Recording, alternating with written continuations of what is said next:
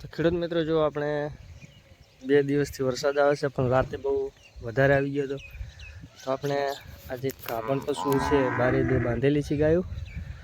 જો અહીંયા પણ ખેતરમાં બાંધેલા છે, ખીલા બીલા ભરાઈ ગયા છે. અને હાલ વરસાદ કમોસમી વરસાદ છે, એટલે અમુક માણસોને બિચારાને મગફળીઓ બીજી ખૂબ પણ બગાડ થયો છે. ને ઘાસચારાનો પણ બગાડ બહુ થઈ ગયો છે.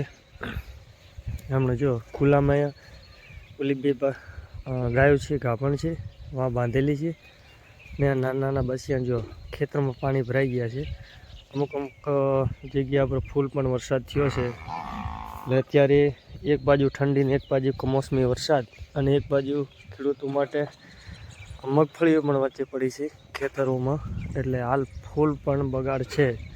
તમે જોઈ શકો છો સામે, જો વાડીની અંદર હજી પાથરા એમને પડ્યા છે. અને તમામ ખેતરોમાં મગફળીઓ પડી છે. અને બીજું શું છે કે ઘાસચારો પણ અંદર પડ્યો જ છે હજી.